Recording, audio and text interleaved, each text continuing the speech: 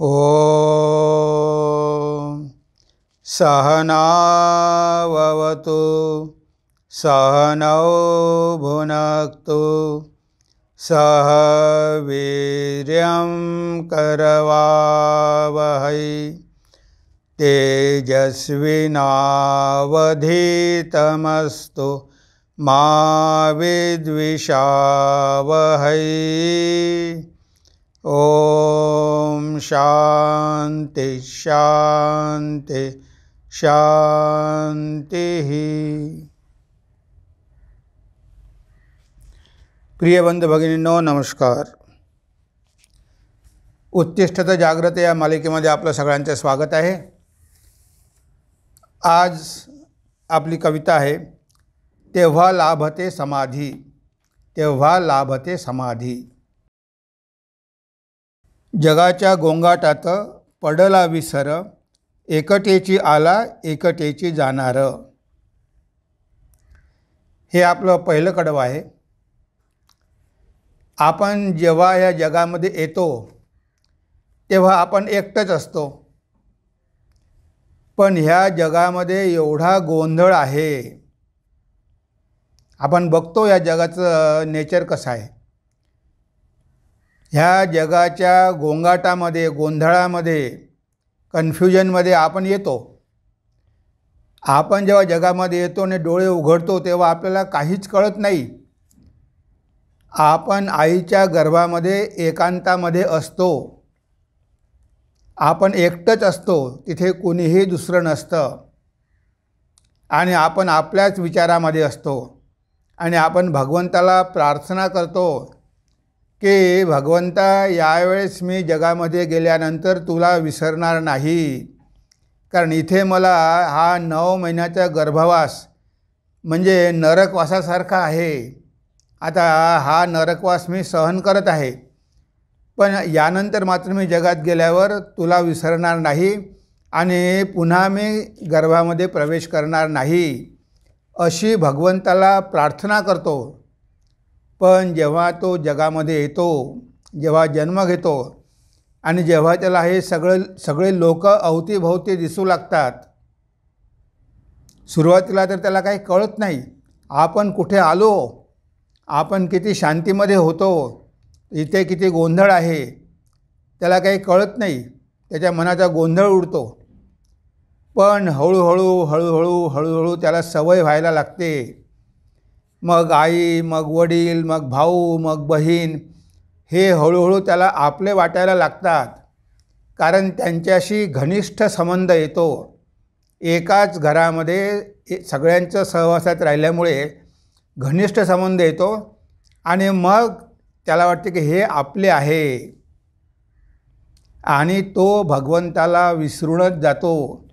जो आपला आहे, जो आतापर्यंत आपला होता, त्याला आपण आता विसरून गेलो आणि आता ह्या गोंगाटामध्ये आल्यानंतर हळूहळू या गोंगाटाची सवय लागते आणि जेव्हा या गोंगाटाची सवय लागते तेव्हा मग आपल्याला एकटं राहावंसं वाटत नाही।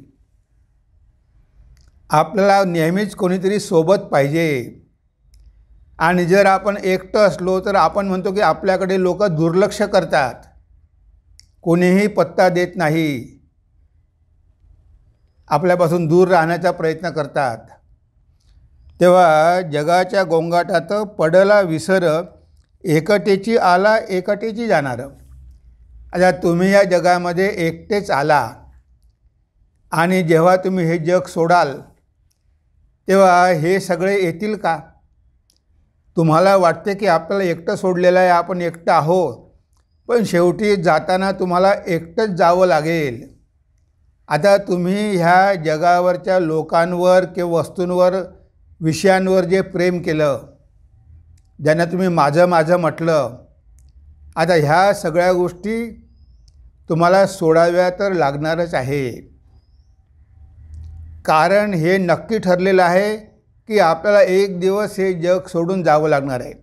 आपण खाली हात आलो आणि आपण खाली हातच जाणार आहोत। आता जेव्हा तुम्ही हे जग सोडाल तेव्हा तुमच्यासोबत कुणीही असणार नाही, तुम्ही एकटेच असणार. आता जर हे सत्य आहे की आपण एकटंच आलेलो आहे आणि आपण एकटंच जाणार आहोत, मग ह्या जगामध्ये आपण या गोंधळामध्ये कशाला रमायचं? आपण का सवय करू नये एकटं राहण्याची? शक्यतोवर आपण एकटं राहण्याची का सवय करू नये?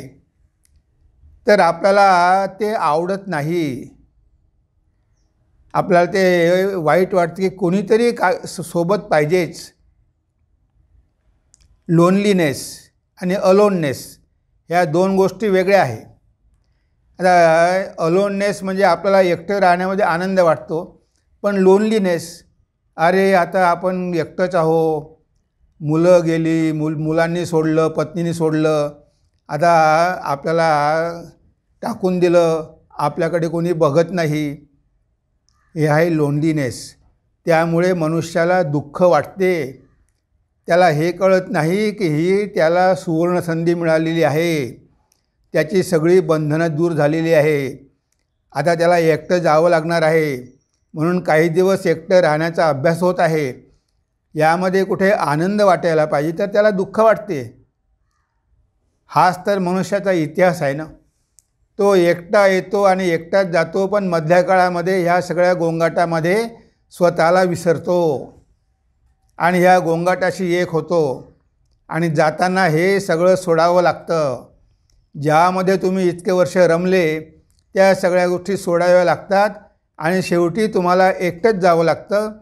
तेव्हा मात्र फार दुःख होतं, कारण हे मधल्या काळामध्ये एवढं सगळं जमवलेलं आहे. आता हे सगळं काही सोडावं लागणार आहे. तुमची सोडायची इच्छा असो की नसो, जबरदस्तीनं ही प्रकृती तुम्हाला उचलून घेऊन जाईल. तुम्हाला म्हणेल की आता तुम्ही आपले हात मोकळे करा. आत्तापर्यंत मुठी बांधून बांधून तुम्ही सगळं धरून ठेवलं, आता मात्र तुम्हाला मुठी सोडाव्या लागेल. नाही सोडल्या तर तुमच्या छातीवर बसेल तो यमराज आणि सोडायला लावेल. म्हणजे जबरदस्तीनं सोडण्यापेक्षा स्वतःच्या इच्छेनं आनंदानं सोडणं किती चांगलं आहे. पण मनुष्याला ते कुठे कळते. तो शेवटपर्यंत धरून ठेवण्याचा प्रयत्न करतो आणि म्हणून त्याला मृत्यू वेदना होतात. कारण तो इकडे चिकटून राहतो आणि यमराज तिकडे ओढून घेतो. यमराज म्हणतो चल, हा म्हणतो नाही, मला यायचं नाही, हे माझं आहे, ते माझं आहे, ते माझं आहे, यांना सोडून मी कसा येऊ? आणि म्हणून मृत्यू यातना जास्त होतात. कुठे कळते आपल्याला. एकांतवास करावा मधुन मधुन, आरंभी वाटेल थोडेसे उदासीन. म्हणून ही सवय आपल्याला आयुष्यभर करावी लागेल. मधून मधून एकांतवास केला पाहिजे. भगवान श्री रामकृष्णांनी आपल्याला कितीदा सांगितलं की गृहस्थानी मध्ये मध्ये एकांतामध्ये गेलं पाहिजे. एकांतामध्ये जाऊन भगवंताची आराधना केली पाहिजे. तुम्हाला जर लोणी पाहिजे असेल तर त्या दुधाला तुम्ही एका जागी ठेवलं पाहिजे, त्याचं विरजन लावलं पाहिजे आणि मग दही झाल्यावर ते घुसळून त्याचं मंथन करून लोणी काढायला पाहिजे. एकदा लोणी काढल्यानंतर पाण्यामध्ये ठेवलं तरी पाण्यामध्ये ते वरती तरंगेल, पाण्यात बुडणार नाही. तशा प्रकारे मधूनमधून एकांतात जा, ज्ञान भक्ती लाभ करून घ्या आणि मग संसारात आला तरी तुम्ही संसाराला आसक्त होणार नाही. म्हणजे ही आसक्ती सोडण्याचा अभ्यास केला पाहिजे. नेहमी तर शक्य नाही, पण मधूनमधून 8 दिवस, 4 दिवस, 2 दिवस, 15 दिवस कुठे तीर्थयात्रेला गेलात, कोणत्या मठाच्या सेंटरमध्ये गेला, एकटंच जायचं, तिथे गोंगाट घेऊन जायचं नाही. इव्हन आपल्यासोबत बाकीच्या वस्तू पण न्यायच्या नाही. नाहीतर टाईमपास करायसाठी मग काही लॅपटॉप आहे, सेलफोन आहे, सगळंच हे नाही घेऊन जायचं. तुम्हाला घेऊन जायचं असेल तर चांगली पुस्तकं घेऊन जा, धार्मिक पुस्तकं घेऊन जा, ती वाचा, प्रार्थना करा, जपध्यान करा, पण एकांतवास करण्याचा अभ्यास करा. कारण भगवंतांनी आपल्याला सांगितलेलं आहे की एकांतवास मधूनमधून गृहस्थांनी केलाच पाहिजे. रात्रंदिवस संसारामध्ये राहिल्यामुळे संसाराची आसक्ती वाढते आणि मनामध्ये भगवंताचे विचार येत नाही. एकांतामध्ये गेल्यामुळे आपण बाकी सगळे विचार कमी करतो आणि तेव्हा खऱ्या अर्थानं आपली सखोल साधना होते. तेव्हा आपण मनामध्ये डूब देऊ शकतो. बाकीच्या सगळ्या चिंता आपण सोडून देतो आणि तेव्हा कुठे आपलं ध्यान जप चांगलं होते. ह्या गोंगाटामध्ये तुम्ही ध्यान जप करणार कसं? इकडे आवाज येतो आहे, तिकडे काय होते आहे, कोणी रडते आहे, कोणी हसते आहे, ह्या सगळ्या गोंगाटामध्ये मन एकाग्र होणार कसं? म्हणून जर मनाला एकाग्र करायचं असेल, मनाचं मंथन करायचं असेल, तर कमीत कमी वर्षातून 1 महिना तरी गेलं पाहिजे. रामकृष्ण तर म्हणायचे की कमीत कमी 1 दिवस गेला तरी चालेल, पण 1 दिवसामध्ये तेवढं काही होणार नाही. कारण 1 दिवस आपल्याला स्थायी होण्यासाठीच लागते. पण खरोखर साधना करायची असेल तर 1 महिना तरी तुम्ही अलिप्त राहिले पाहिजे. सगळ्या संतांनी तेच सांगितलं. ही वारी कशासाठी आहे की वारीच्या निमित्तानं तुम्ही 1 महिना घरापासून दूर राहता आणि नेहमी भगवंताचं चिंतन करता. म्हणजे संसाराची आसक्ती दूर होण्यासाठी संतांनी हे सगळे उपाय आपल्याला सांगितलेले आहे. पण आपण एकटं राहू शकत नाही. मी बघितलेलं आहे. लोक एकटे राहायला जातात, 8 दिवस झाले की त्यांना घरची आठवण येते. घरून कुणाचा फोन आला की लगेच ते पळत येतात. नाही राहू शकत. अमेरिकेत जाऊन मुलीजवळ 6 महिने राहतील, पण इथे मात्र एकांतात जाऊन एकटं राहायचं म्हटलं तर ते जीवावर येतं. तर म्हणून ही आसक्ती सोडण्यासाठी एकटं राहण्याचा अभ्यास केला पाहिजे. आणि एकटं राहिल्यानंतर तिथे बाकी संसाराचे विचार सोडून दिले पाहिजे. फक्त भगवंताविषयीच चिंतन केलं पाहिजे. भगवंताविषयीच वाचन केलं पाहिजे, ऐकलं पाहिजे. सगळं काही भगवंताविषयीच एकच विषय घेऊन एकच चिंतन करायचं. आत्मचिंतन किंवा ईश्वरचिंतन. एकांतवास करावा मधुना मधुना, आरंभे वाटेल थोडेसे उदासीन. सुरुवातीला थोडंसं उदासीन वाटेल, कारण सवय नाही. इतके दिवस गोंगाटामध्ये राहण्याची सवय झालेली आहे. आता आम्ही बघतो ना, आमच्या साधूंची अवस्था ती आहे. आता साधू जर एखाद्या सेंटरमध्ये असेल, मिशन सेंटरमध्ये, शाळेमध्ये काम करत असेल, दवाखान्यामध्ये काम करत असेल, तर रात्रंदिवस तो काम करत असतो आणि करायला पाहिजेच. पण जेव्हा तो हिमालयात जातो साधना करायला, तेव्हा सुरुवातीला त्याला फार अवघड जातं, कारण या गोंगाटाची सवय झालेली असते. आता हा गोंगाट सोडून एकांताची भीती वाटायला लागते. तिथे तुमच्या हृदयाचे ठोके तुम्हाला ऐकू येतात आणि एकांताचा सायलेन्स, त्याचा एक प्रकारचा आवाज असतो. पक्ष्यांच्या आवाजाशिवाय तुम्हाला कोणतेही आवाज येत नाही, ऐकू येत नाही, प्राण्यांचे आणि पक्ष्यांचे. आता रामकृष्ण मठामध्ये मायावती आहे, अल्मोडा आहे, शामलाताल आहे. हिमालयामध्ये हे 3 केंद्र आहे. उत्तर काशी पण आहे. आता ह्या ठिकाणी इतका काही एकांत आहे, एवढा सायलेन्स आहे की काहीही आवाज येत नाही. लोक जातात 1 महिना राहण्यासाठी, पण 8 दिवसामध्ये ते परत येतात. तो एकांत त्यांना सहन होत नाही. पिन ड्रॉप सायलेन्स याला आपण म्हणतो ना, पिन ड्रॉप सायलेन्स. काहीही बाहेरचा आवाज नाही. आता आपल्याला किती आवाज येतात. कुठे काही कार्यक्रम सुरू आहे तर गाड्यांचे आवाज येतात, तर ते वाद्यांचे आवाज येतात, गाण्यांचे आवाज येतात, मुलांचे आवाज येतात. आता हा आपल्याला गोंधळाचा सवय झालेला आहे. आपल्या कानाला नेहमी आवाजच पाहिजे, पण तिथे निशब्द. कुणाचा आवाज ऐकू येत नाही, त्या वाहनाचा आवाज ऐकू येत नाही, कोणाच्या गोंधळाचा आवाज येत नाही, काहीही नाही. Absolute silence. आणि अशावेळी मनुष्य जेव्हा एकटा राहतो तेव्हा मनामध्ये अनेक प्रकारचे विचार येतात, कारण मन शांत होतं. हिमालयाचं वातावरण असं आहे की तुमचं मन लगेच शांत होतं आणि शांत झालं की मग तुमच्या सबकॉन्शियस माइंडमधून विचार यायला सुरू होतात. आता कॉन्शियस माइंड तेवढं ॲक्टिव्ह राहिलेलं नाही, पण तुमच्या आतमध्ये जो कचरा आहे, जे संस्कार आहे, तुमच्या साधनेमुळे आता तुम्ही मनाचं मंथन सुरू केलेलं आहे. ते मंथन केल्यामुळे सबकॉन्शियस माइंडमधलं विष बाहेर यायला लागतं आणि जेव्हा ते विष बाहेर येतं तेव्हा मनुष्य घाबरतो. कारण अरे माझ्या मनामध्ये एवढे वाईट विचार कुठून आले, आत्तापर्यंत तर मला कधी कळलं नाही. आत्तापर्यंत तुम्ही कधी मनाचं मंथनच केलं नाही, तुम्ही फक्त वरवर तरंगत होता. पण आता तुमच्या सबकॉन्शियस माइंडचं जेव्हा तुम्ही मंथन सुरू करता तेव्हा तुम्हाला भयानक स्वप्न दिसतील, अश्लील गोष्टी दिसतील. कारण ते सगळं तुमच्या मनामध्येच पडलेलं आहे. आज तुम्हाला त्याची जाणीव नाही. इतक्या जन्माचा कचरा तिथे साठलेला आहे. कधीही तुम्ही तो कचरा साफ करण्याचा प्रयत्न केला नाही, आणि केलाही असेल तर वरवर. पण खोलामध्ये जाऊन, सबकॉन्शियस माइंडमध्ये जाऊन ते सगळे तिथले वाईट विचार काढून टाकण्याची प्रक्रिया तेव्हाच सुरू होते की जेव्हा तुम्ही एकांतामध्ये असता आणि तुमचं ध्यान सखोल होतं. तुम्ही वरवर तरंगत नाही.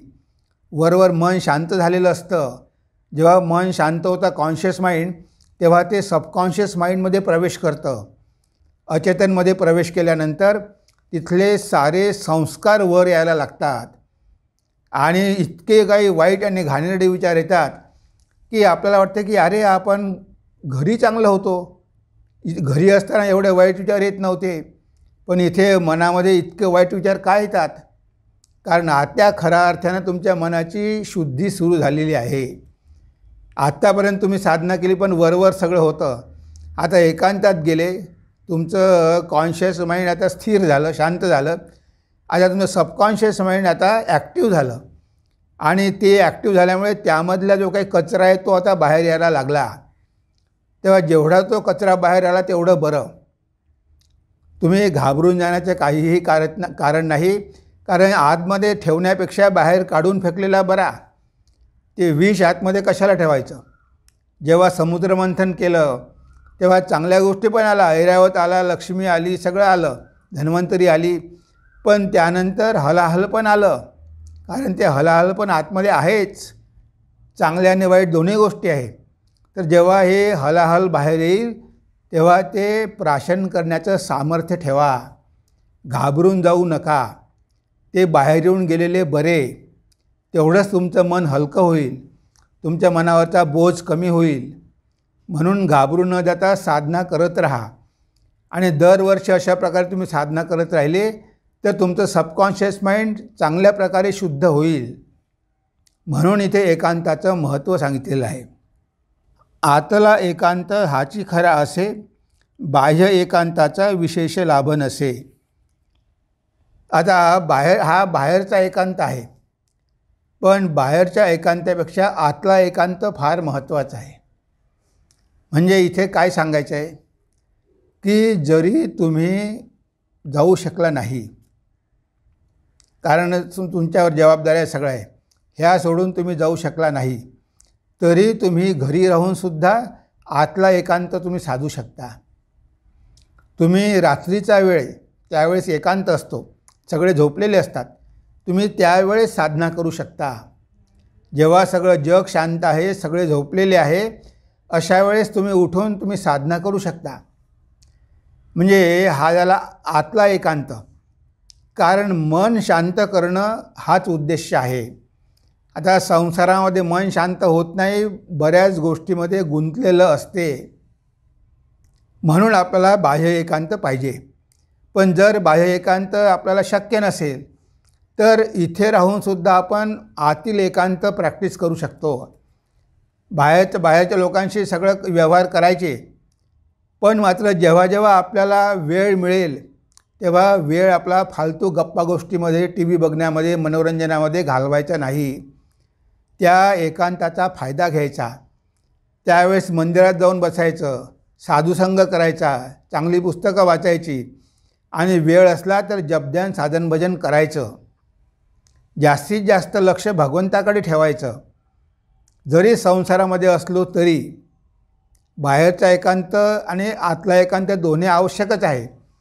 पण जर आपल्याला बाहेरचा एकांत शक्य नसेल, आपण बाहेर जाऊ शकत नसेल, घरी आपल्या काही जबाबदाऱ्या असतील, तर घरी राहूनसुद्धा तुम्ही एकांताचा अभ्यास करू शकता. मधूनमधून तुम्ही रामकृष्ण मठामध्ये जाऊन राहू शकता 2-3 दिवस, किंवा तिथे 3 दिवस राहून रात्री साधना करू शकता. म्हणजे दोन्ही होऊ शकते. म्हणून आतला एकांत जास्त महत्त्वाचा आहे. बाहेरच्या गोष्टी सोडणं सोपं आहे, पण मनाची आसक्ती सोडणं फार कठीण आहे. तुम्ही नुसते बाहेर गेला, पण तिथे जर तुम्ही संसाराचं चिंतनच करत असाल तर त्या तुमच्या तिथे जाण्याला काहीच अर्थ नाही. तुम्ही जंगलात गेला, एकांतात गेला, पण मनामध्ये विचार मात्र संसाराचेच सुरू आहे, मग त्या एकांतवासाला काय अर्थ आहे? तुम्ही कुठेही गेला नाही, घरीच आहात, पण मात्र मनामध्ये नेहमी भगवंताचं चिंतन सुरू आहे. संसारावर मुळीच आसक्ती नाही. त्याला म्हटलं आहे आतला एकांत. म्हणजे तुम्ही जरी संसारात आहात तरी मन तुमचं संसारामध्ये नाही, मन भगवंतावरच आहे. तेव्हा हा आतला एकांत पण आपण साध्य करू शकतो घरी राहूनसुद्धा. जर आपल्या मनाची अवस्था अशा प्रकारे असेल की आता नाम मात्र संसार करायचा आहे, पण जास्तीत जास्त लक्ष भगवंतावर द्यायचं आहे. जेव्हा केव्हा थोडा काही फावला वेळ मिळेल तेव्हा भगवंताच्याच कार्यासाठी तो वेळ खर्च करायचा आहे. फालतू गोष्टीमध्ये वेळ नष्ट करायचा नाही. तर अशा प्रकारे आपण आतला एकांत पण साध्य करू शकतो. भगवान श्री रामकृष्ण त्यांच्या शिष्यांना सांगायचे की अरे जा एकांतामध्ये, पंचवटीत जा, इकडे जा, तिकडे जा, ध्यान करा. तुम्ही काय रात्री इथे झोपायला आले का? पंचवटी म्हणजे खूप एकांत होता. आता आपल्याला सगळे बिल्डिंग आणि सगळी वाहतूक दिसते, पण जेव्हा भगवान श्री रामकृष्ण तिथे राहायचे त्यावेळेस तिथे पिन ड्रॉप सायलेन्स होता, खूप एकांत होता. आणि त्या एकांतामध्ये सगळे ठाकूरांचे शिष्य साधना करायचे. भगवान श्री रामकृष्णमध्ये एकांतामध्ये साधना करायचे. कोणीही जात त्या भागात जात नव्हतं, फारच तुरळक लोक जायची. तर हा एकांत तर पाहिजेच, पण जर शक्य नसेल तर मनाद्वारे तुम्ही एकांत करा. म्हणजे मनाद्वारे तुम्ही आसक्त होऊ नका, मन भगवंतावर ठेवा. तुम्ही राहा घरामध्येच, तुम्हाला बाहेर जाणं शक्य नसेल घरामध्येच राहा, पण मन मात्र भगवंताच्या चरणी ठेवा आणि जगाची आसक्ती सोडून द्या. तेव्हासुद्धा तुमची प्रगती होऊ शकेल. वेगवेगळे विचार येतील मनात, द्रष्टा होऊनी बघा मन होईल शांत. आता एकांतात गेल्यावर तुम्ही ध्यानाला बसले तर जेवढा तुम्ही एकांत कराल तेवढे मनामध्ये जास्त विचार येईल, ते स्वाभाविक आहे. तेव्हा विचार आले तर त्यांना येऊ द्या. चांगले विचार येतील, वाईट विचार येतील, सगळ्या प्रकारचे विचार येतील. तुम्हाला काय करायचं आहे? तुम्हाला द्रष्टा व्हायचं आहे. डोळे बंद करा आणि येऊ द्या मनामध्ये विचार. त्या सगळ्या विचारांकडे शांतपणे बघा. चांगले विचार आले तरी बघा, कारण तुम्ही मन नाही. हे विचार कुठे येऊन राहिले? मनामध्ये येऊन राहिले. सबकॉन्शियस मन, अनकॉन्शियस माइंड, हे जे कॉन्शियस माइंड हे सगळं मन आहे. पण हे मन तुम्ही नाही, तुम्ही मनाचेही साक्षी आहात, तुम्ही मनाचेही द्रष्टा आहात. मनीषा, मनाचा ईशा, मनाचा परमेश्वर. तर तुम्ही चैतन्य, हा मन हे जड आहे, कितीही सूक्ष्म असलं तरी ते भौतिकच आहे. तेव्हा या मनातल्या विचारांकडे शांत राहून बघा. कॉन्शियस राहा, अलर्ट राहा, झोपू नका. आणि येणाऱ्या प्रत्येक विचाराकडे साक्षी रूपानं बघा. आणि बघा, विचार येतील, पण तुम्ही जर त्यांच्यावर लक्ष ठेवलं तर हळूहळू विचारांची संख्या कमी होईल आणि काही वेळानं विचार येणंच बंद होऊन जाईल. तुमचं मन एवढं शांत होईल की मनामध्ये विचारच राहणार नाही, आणि आला तरी एखादा विचार येईल, सतत विचार येत राहणार नाही. तेव्हा खऱ्या अर्थानं तुम्हाला शांतीचा आनंद मिळेल. मन एकदम शांत आणि स्थिर झालेलं आहे आणि विचार आला तरी तो भगवंताविषयीच येतो आहे. चांगलेच विचार मनामध्ये येत आहे, आता वाईट विचार मनामध्ये येत नाही. अशी आपली अवस्था एकांतामध्ये व्हायला पाहिजे. आणि त्यासाठीच तर एकांतवास आहे की मनाला शांत करायचं, मनाकडे द्रष्टा होऊन बघायचं. आपण फक्त बघणाराच आहोत. आपण मनाच्याही मागे आहो, आपण बुद्धीच्याही मागे आहो, आपण इंद्रियाच्या मागे पण आहो, शरीराच्या मागे आहो. आपण नेहमी चैतन्य स्वरूप द्रष्टा आहो. आपण दृश्य नाही, आपण नेहमी बघणारेच आहो. आणि जे काही बघितलं जातं ते दृश्य जगत आहे. त्याच्यामुळे तुम्ही हे जगत नाही, तुम्ही या जगाला बघणारे नेहमी नित्य साक्षी आहात. हे लक्षात ठेवून आपल्याला ध्यान करायचं आहे. जगात येऊन जरी राहिलात, मन नाही कधी होत विचलित. आता एकांतामध्ये काही दिवस वास करून मग तुम्ही जगामध्ये आला आणि मग राहू लागला तरी मन तुमचं विचलित होणार नाही. ह्या जगामधले सुखदुःख तुम्हाला विचलित करू शकणार नाही. ह्या जगावरची आसक्ती तुमची राहणार नाही. जर मधूनमधून तुम्ही एकांताचा अभ्यास केला आणि मग जगात येऊन राहिले तर जगाचा तुमच्यावर तेवढा परिणाम होणार नाही. कारण तुम्हाला जगाचं स्वरूप कळून चुकेल. तुम्हाला कळेल की हे जग म्हणजे क्षणोक्षणी बदलत आहे. उद्या काय होईल हे आपल्याला सांगता येत नाही. तेव्हा ह्या जगाचं स्वरूप कळल्यानंतर आणि आत्म्याचं स्वरूप की आपण तर कायमचे राहणार आहोत, बाकी सगळ्या गोष्टी जातील बदलतील पण आपण काही जाणार नाही, हा विवेक मनामध्ये पक्का झाला की मग तुम्ही संसारामध्ये येऊन जरी राहिला तरी तुमच्यावर काहीही प्रभाव पडणार नाही. तुम्ही या जगामध्ये अनासक्तपणे राहू शकाल. तुम्ही विचलित होणार नाही. म्हणून एकांतवासाची गरज आहे. आतला प्रकाश एकदा बघता आनंद लाभतो दूर होते चिंता. आता आपल्या आतमध्ये तो आत्मप्रकाश आहे, त्याची थोडीशी जरी ग्लिम्स आपल्याला मिळाली, आपण त्याला झलक म्हणतो, त्या आतल्या प्रकाशाची थोडी जरी आपल्याला झलक मिळाली किंवा ग्लिम्स मिळाली तर बघा किती आनंद होतो. आता पूर्णपणे आपल्याला जर आत्मज्ञान झालं तर मग आनंदाची तुलनाच नाही आहे.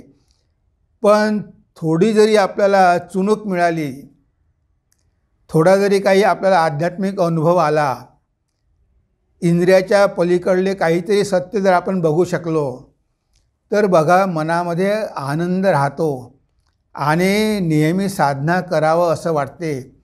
अजून जास्त मिळालं पाहिजे, अजून जास्त मिळालं पाहिजे. आता भगवान श्री रामकृष्ण आणि हृदयराम एकदा बगीच्यामध्ये चालत होते. समोर होते रामकृष्ण, मागे होता हृदय. आणि त्यांनी बघितलं की भगवान श्री रामकृष्ण ज्योतिर्मय आहे, त्यांचं शरीर ज्योतीचं आहे आणि प्रकाश बाहेर पडत आहे आणि त्यांचे पाय जमिनीला टेकत नाही, जमिनीच्या वर चालतात. तेव्हा हृदयाला आश्चर्य वाटलं आणि त्यांनी स्वतःकडे बघितलं तर त्याचं शरीरसुद्धा ज्योतिर्मय होतं आणि तोसुद्धा जमिनीच्या वर चालत होता. तो जोराजोरात ओरडू लागला, मामा मामा मामा, आपण ह्या जगाचे नाही, आपण ज्योतिर्मय पुरुष आहोत, आपण दुसऱ्या लोकातून आलेलो आहोत, चला जगाचा कल्याण करू, चला जीवांचा उद्धार करूया. तो जोराजोरामध्ये ओरडू लागला. तेव्हा श्रीरामकृष्ण त्याच्याजवळ आले, त्याच्या छातीवर हात फिरवला आणि तो शांत झाला. आता एवढा आनंद त्याला मिळत होता. म्हणे, मामा तुम्ही हे काय केलं? मी किती आनंदामध्ये होतो आणि तुम्ही मला जड करून टाकलं. अरे म्हणे, तुला थोडंसं दिलं तर ते तू सहन करू शकला नाही, तेच तू डायजेस्ट करू शकला नाही. असे प्रसंग तर मला दररोजच दिसतात, अशा गोष्टी तर दररोज माझ्या जीवनामध्ये घडतात. पण मी तुझ्यासारखा ओरडत नाही, लोकांना दाखवत नाही. तुला थोडंसं दिलं तर तू एवढा आरडाओरड करायला लागला, म्हणून त्याला पुन्हा जड करून टाकलं. म्हणजे हृदयरामला थोडीशी ग्लिम्स मिळाली तरी त्याला किती आनंद झाला आणि त्याला तो आनंद गेल्यामुळे दुःख झालं की मामा तुम्ही हे काय केलं, तू माझा आनंद तुम्ही काढून घेतला. बघा थोडीशी ग्लिम्स मिळाली होती, थोडासा आभास झाला होता तरी त्याला एवढा आनंद झाला. म्हणजे आपण ध्यान करताना, साधना करताना जर आपल्याला आध्यात्मिक अनुभूती यायला लागल्या, आपल्यामध्ये प्रकाश दिसायला लागला तर समजायचं की आपण योग्य मार्गानं जात आहोत. हे सगळे काय आहे, हे माइलस्टोन आहे, आपल्याला दाखवत आहे की तुम्ही योग्य मार्गानं जात आहात. पण मात्र त्याचा खूप उदो करायचं नाही, सगळ्यांना सांगत फिरायचं नाही की मला अमुक झालं, मला तमुक झालं. हे सगळं काहीही नाही. ही नुसती सुरुवात आहे. त्याच्या पुढे कितीतरी गोष्टी आहे. पुढे चला, पुढे चला, पुढे चला. थोडंसं काही मिळालं म्हणून समाधान मानू नका. ते फक्त तुम्हाला आवड निर्माण व्हावी म्हणून भगवंताने दाखवलेलं आहे की अरे बाबा, इंद्रियाच्या पलीकडे सुद्धा काहीतरी सत्य आहे. तुम्हाला थोडीशी त्याची झलक दिलेली आहे की तुमची अध्यात्मामध्ये रुची निर्माण व्हावी म्हणून. पण ते सगळं काही आहे असं समजू नका. लोकांना वाटते की आपल्याला सगळं काही मिळालं, आता भगवंताचं दर्शन स्वप्नामध्ये झालं, आता काय साधना करायची गरज आहे. तसं नाही आहे. जोपर्यंत आपल्याला साक्षात अनुभूती होत नाही तोपर्यंत आपल्याला करतच राहावं लागेल. आतला प्रकाश एकदा बघता आनंद लाभतो दूर होते चिंता. आणि जेव्हा तो प्रकाश आपल्याला थोडा जरी प्रकाश दिसला तरी ह्या जगाच्या चिंता दूर होतात आणि तुम्हाला आनंद मिळतो आणि मन नेहमी त्या आनंदाकडेच धावत असते. अजून जास्त आनंद कसा मिळेल, अजून जास्त आनंद कसा मिळेल. श्रीरामकृष्ण एक गोष्ट सांगायचे, जेव्हा तुम्ही कुदळ घेऊन जमीन खोदायला सुरुवात करता तेव्हा सुरुवातीला ती कुदळ एका हांड्याला लागते आणि ठणकन आवाज होतो. तो आवाज झाल्याबरोबर त्या व्यक्तीला आनंद होतो. त्याला वाटते की आता इथे आपल्याला धन मिळणार. तो अजून खोदायला सुरू करतो. मग त्या हांड्याचा काठ दिसायला लागतो. त्याला अजून आनंद होतो. तो अजून खोदू लागतो आणि खोदता खोदता जेव्हा त्याच्या हाती तो हांडा लागतो आणि तो हांडा उघडतो आणि बघतो की तो सगळा सोन्याच्या नाण्यांनी भरलेला आहे, मग त्याच्या आनंदाला सीमाच उरत नाही. पण आनंद सुरू केव्हा झाला? जेव्हा त्याची कुदळ त्या हांड्याला लागली तेव्हा आनंद सुरू झाला. मग त्यानं अजून खोदायला सुरुवात केली. मग अजून तो हांडा दिसू लागला. जसा हांडा दिसू लागला त्याचा आनंद वाढतच गेला आणि हांडा बाहेर काढला, तो ओपन केला आणि जेव्हा त्यामध्ये सोन्याची नाणी बघितली तेव्हा त्याला परमानंद झाला. म्हणजे हांड्याला आपली कुदळ लागली म्हणजे सगळं काही झालं असं नाही. तो हांडा बाहेर काढावा लागेल. तेव्हा त्या हांड्याला कुदळ लागल्यामुळे जो आनंद त्याला झाला तसा आनंद आपल्याला आध्यात्मिक अनुभूती जेव्हा होतात तेव्हा होत असतो. पण आपल्याला तिथेच थांबायचे नसते, कारण प्रवास फार लांबचा आहे. अजून बरंच काय आपल्याला पुढे जायचं आहे. तेव्हा ह्या छोट्या छोट्या गोष्टीमध्ये अडकून पडू नका. वृत्ती शांत होता लाभते समाधी, मुक्त होतो जीव तुटती उपाधी. आणि जेव्हा मनाच्या सगळ्या वृत्ती शांत होतात, तर वृत्ती शांत झाली की काय झालं? मनाचा नाश झाला. मन म्हणजेच वृत्ती. म्हणून पातंजली म्हणतात योग चित्तवृत्ती निरोध. ह्या चित्तवृत्तीचा निरोध करणं हाच योग आहे. आणि जेव्हा ह्या सगळ्या वृत्ती शांत होतात, मनामधले विचार शांत होतात, तेव्हा मग मन नाहीसं होतं आणि तो आत्मा स्वयंप्रकाशित आहे. तो आत्मा प्रकाशित होतो आणि तेव्हा कुठे आपण या संसार बंधनातून मुक्त होतो. तेव्हा बघा, ही आहे प्रोसेस. म्हणजे आपल्याला जर मुक्ती प्राप्त करून घ्यायची असेल तर हा इथे मार्ग सांगितलेला आहे, स्टेप केलेले आहे. जे केव्हा मुक्ती आपल्याला प्राप्त होऊ शकते. तर छोटे छोटे अनुभव आले म्हणजे आपल्याला सगळं काही मिळालं असं आपण कधीही समजू नये. आपला प्रवास सुरूच ठेवावा आणि एक दिवस आपल्याला मुक्ती लाभल्याशिवाय राहणार नाही. हेच आपण या कवितेच्या माध्यमातून बघितलेलं आहे. तेव्हा ही कविता आपण पुन्हा एकदा वाचून घेऊया आणि आपल्या आजच्या चिंतनाला आपण विराम देऊया. तेव्हा लाभते समाधी, जगाच्या गोंगाटात पडला विसर, एकटेची आला एकटेची जाणार. एकांतवास करावा मधून मधून, आरंभी वाटेल थोडेसे उदासीन. आतला एकांत हाची खरा असे, बाह्य एकांताचा विशेष लाभ नसे. वेगवेगळे विचार येतील मनात, द्रष्टा होऊन बघा मन होईल शांत. जगात येऊन जरी राहिलात, मन नाही कधी होत विचलित. आतला प्रकाश एकदा बघता, आनंद लाभतो दूर होते चिंता. वृत्ती शांत होता लाभते समाधी, मुक्त होतो जीव तुटती उपाधी. ह्या संसाराच्या सगळ्या उपाधी तुटून जातात. ह्या देहाची उपाधी पण तुटून जाते आणि जीव मुक्त होते. हेच आपण या कवितेद्वारे आज बघितलेलं आहे. तेव्हा आज आपण इथेच थांबूया. नमस्कार, धन्यवाद. ओम सर्वे भवन्तु सुखिनः, सर्वे सन्तु निरामया, सर्वे भद्राणि पश्यन्तु, मा कश्चित् दुःखभाग् भवेत्, मा कश्चित् दुःखभाग् भवेत्. ओम शांति शांति शांति. हरि ओम तत्सत्. श्रीरामकृष्णार्पणमस्तु.